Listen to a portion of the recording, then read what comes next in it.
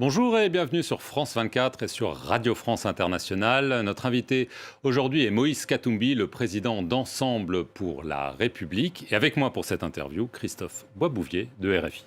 Moïse Katumbi, bonjour. Bonjour Boisbouvier, bonjour Perleman. Monsieur Katumbi, on va commencer par la situation dans l'Est du pays. Les violences, les exactions continuent malgré les tentatives de médiation. Est-ce que vous êtes d'accord avec le président Félix Tshisekedi quand il accuse son homologue rwandais Paul Kagame d'être l'agresseur et quand il appelle à la rescousse la communauté des États d'Afrique de l'Est? Vous savez, mes pensées vont d'abord à la population congolaise. Nous avons de milliers et de milliers de déplacés des guerres dans notre pays. Et je condamne fermement cette agression du M23. Vous savez, que ce soit le Rwanda ou le Burundi ou l'Ouganda, je ne serai jamais d'accord que de pays voisins puissent aider les rebelles dans notre pays. C'est une guerre injuste. Le M23 doit partir.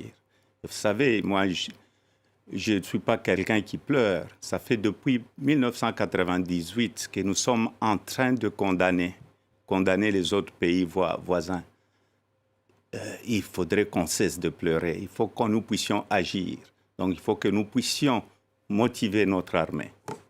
Est-ce que vous vous opposez à cette force d'interposition des États d'Afrique de l'Est qui a commencé à se déployer? Vous savez, il y a deux pays soupçonnés chez nous.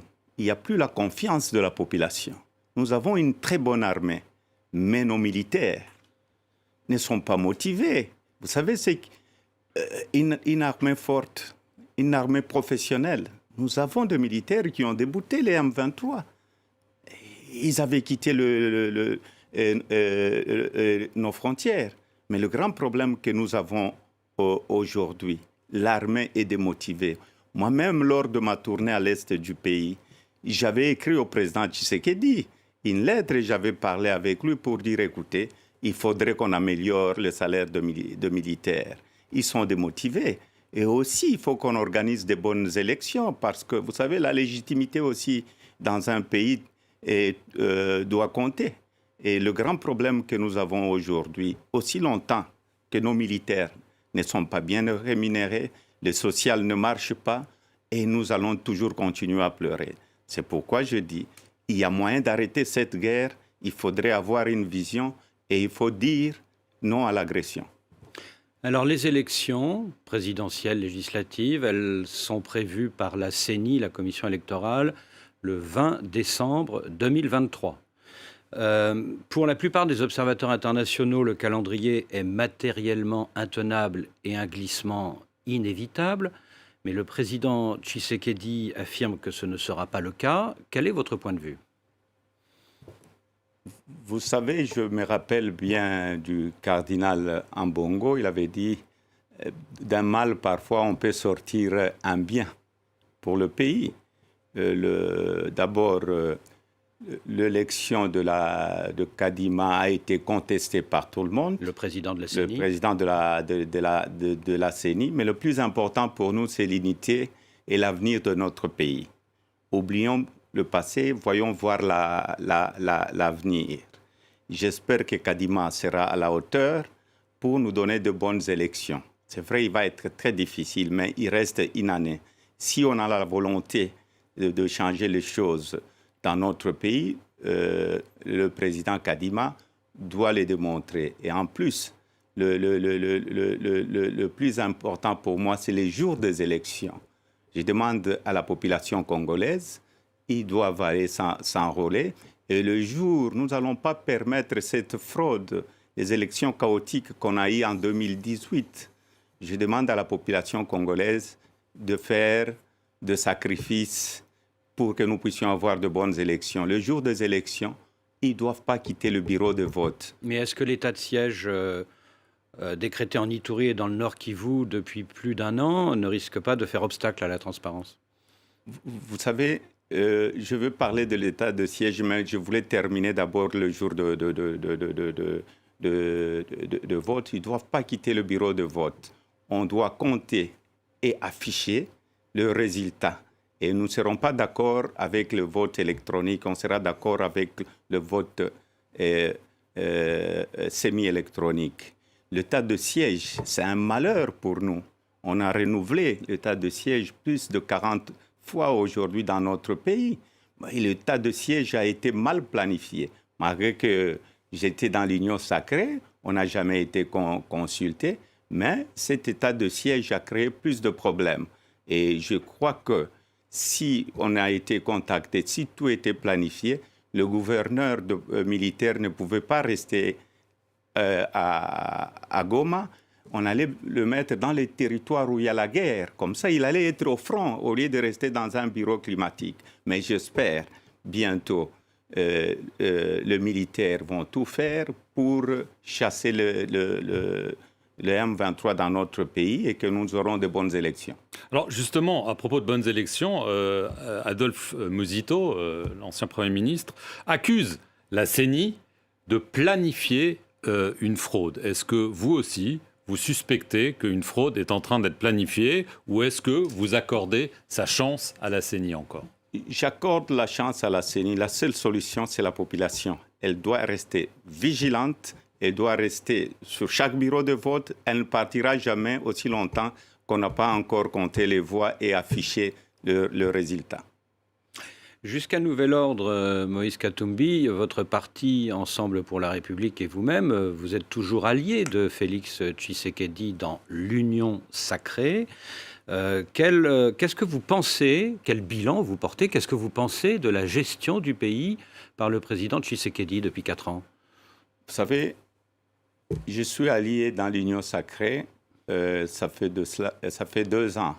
Le président Tshisekedi avait fait appel à moi et à mon parti pour le rejoindre. Mais le bilan est très mauvais. Le bilan est chaotique.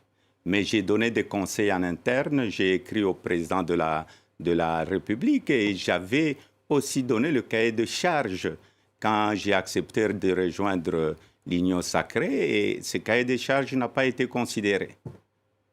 Alors, depuis des mois, tout le monde se pose la question, en raison de ce que vous venez de dire, de vos critiques à l'égard du président Tshisekedi. La question est la suivante. Est-ce que vous allez, oui ou non, être candidat à l'élection présidentielle de décembre 2023 ? Vous savez, ce n'est pas des critiques, c'est une réalité. J'ai donné de conseils en interne. Mais comme la situation continue à être chaotique, je dois sauver un peuple en danger. Et je serai candidat en 2023. Mais je dois avaliser ma candidature au congrès de notre parti le 19 à Lubumbashi. Donc, je serai candidat parce que j'ai une vision pour mon pays et j'ai un bilan quand j'étais gouverneur et j'ai de l'expertise aussi. Je ne viens pas là pour faire de l'aventure parce que vous savez, il ne faut pas chercher le pouvoir pour le pouvoir. Je serai un président qui ne pleure pas. Je serai un président qui va trouver des solutions pour son pays. Donc ça y est, votre décision est prise aujourd'hui, vous êtes candidat ? La décision est prise, je suis candidat. Je suis candidat parce que j'ai une vision, j'ai un programme où on va nous respecter. Ce que je ferai, je vais créer de l'emploi. J'ai les infrastructures à refaire, il y a le tourisme. Aussi, on doit aussi reconstruire notre armée, donc la sécurité dans notre pays. J'ai tout un programme. Alors cela signifie qu'avec votre parti Ensemble pour la République, vous allez devoir quitter l'Union sacrée. Vous venez de nous le dire, vous allez tenir un congrès le 19, c'est-à-dire je crois lundi prochain. Ce sera où ? Et est-ce que surtout vous ne craignez pas que beaucoup de vos députés, sénateurs, ministres même, vous avez 5 ministres actuellement dans le gouvernement, ne vous abandonnent pour soutenir le candidat Tshisekedi ? Vous savez, j'ai décidé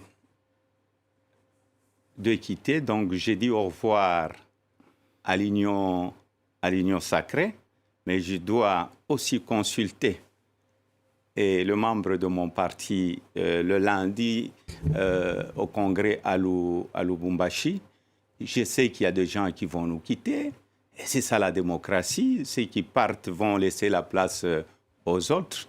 Mais nous allons continuer avec de vrais combattants qui voudront que nous puissions changer la situation de notre pays ensemble pour un Congo meilleur. Alors, cette décision, vous y avez longtemps réfléchi parce qu'elle est lourde de conséquences. Il y a quelques jours, Laurent Baté-Benga, le président du tribunal de commerce de Lubumbashi, a démissionné. Il a déclaré dans sa lettre de démission, on va le citer, avoir reçu des pressions pour intervenir dans le dossier de votre société, MCK, c'est un long litige, afin, et là je le cite, de priver un adversaire politique des ressources financières qui lui donneraient les moyens de combattre le régime lors des élections de 2023. Il parle de vous, visiblement, et de quoi s'agit-il ? Vous savez, c'est le problème d'une ancienne société à moi qui est MCK. C'est un procès qui était ici à Paris, à la cour d'appel. MCK avait gagné le procès et à la cour de cassation de Paris. Et j'ai lu la démission du juge Batou-Benga. C'est ce que nous avions condamné ensemble avec le président Tshisekedi, l'arbitraire et l'instrumentalisation de la justice. Heureusement, il y a encore des personnes comme le juge Batou-Benga, mais nous avons de très bons juges. Nous devons laisser la justice fonctionner convenablement dans notre pays. Pourquoi les gens ne nous respectent pas aujourd'hui? L'instrumentalisation de la justice. Nous devons avoir une justice indépendante. Et pour moi, je ne vais pas faire marche arrière. Je serai candidat. Je sais qu'ils vont encore vouloir créer de faux dossiers. Je suis habitué, mais je me défendrai. Je me défendrai parce que j'ai une vision pour mon peuple. Mais là, quand il parle de pression, ça veut dire quoi? Une pression du pouvoir sur ce juge pour vous nuire. Enfin, c'est de ça qu'on parle, parce que peut-être qu'ils se disent qu'en effet, vous avez les ambitions que vous venez de déclarer. Mais vous savez, ces ambitions, j'ai ces ambitions depuis 2016. J'avais déclaré ma candidature. Quand je suis allé à l'Union sacrée, ce n'était pas une plateforme électorale, l'Union sacrée. Il n'y a pas une charte à l'Union sacrée. Chacun est allé pour donner un coup de main. Donc, je suis candidat parce que je vois que mon pays va mal. Et je peux trouver une solution pour mon pays. Je l'ai fait quand j'étais gouverneur. J'ai un bilan, donc j'ai de l'expertise. Après 8 ans de brouille, vous avez serré la main de l'ancien président Kabila. C'était en mai dernier à l'église, à Lubumbashi. Alors évidemment, ça a surpris tout le monde. Mais maintenant que vous nous dites que vous êtes candidat, est-ce qu'on va vers un renversement d'alliance sur le thème « tous contre Tshisekedi » et est-ce qu'on pourrait voir, par exemple, Joseph Kabila ou plusieurs de ses partisans à votre congrès de lundi prochain d'Ensemble pour la République? Vous savez, au congrès, nous allons inviter tout le monde. Nous allons inviter tout le monde au congrès.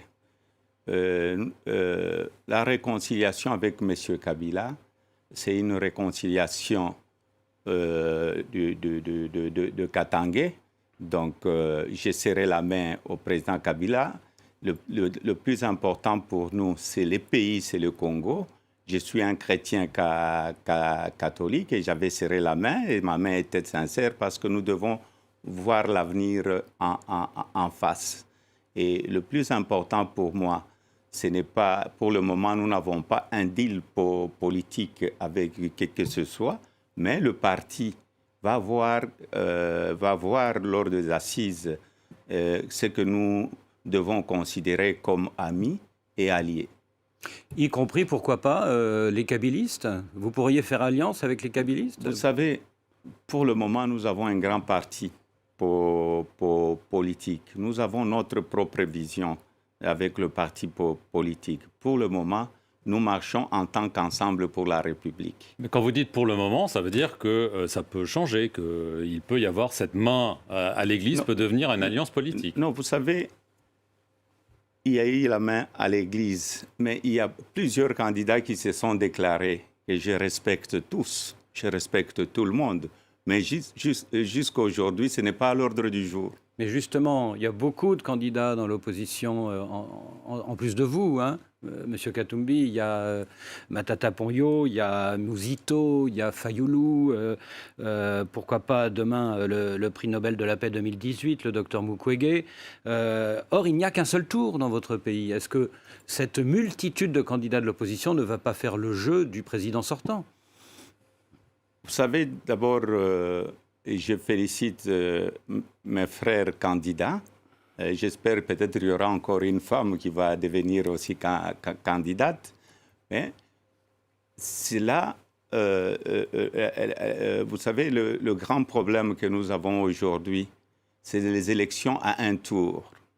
Le jour que je serai réélu président de la République, je vais remettre les élections à 2 tours. Donc, pour être président, pour avoir la légitimité dans notre pays, il faut avoir 50 plus 1. Si vous avez moins de 50%, vous ne pouvez pas défendre la population congolaise. Ça, c'est après 2023, mais là, on parle de maintenant. Oui, donc, quand je parle de maintenant, je n'ai pas peur. De toute façon, vous savez, la porte est ouverte à tous les candidats. Je l'ai fait. Quand j'étais à l'opposition, avec le rassemblement à Genève, la porte est ouverte, mais là, j'ai un grand parti politique. Je ne peux pas décider seul aujourd'hui. Je dois consulter le parti. Et si le parti me donne le mandat de négocier avec les autres, c'est ce qui serait une très bonne chose pour le pays. Merci, Moïse Katumbi, de nous avoir accordé cet entretien. Et merci à vous de nous avoir suivis sur nos 2 chaînes, France 24 et Radio France Internationale.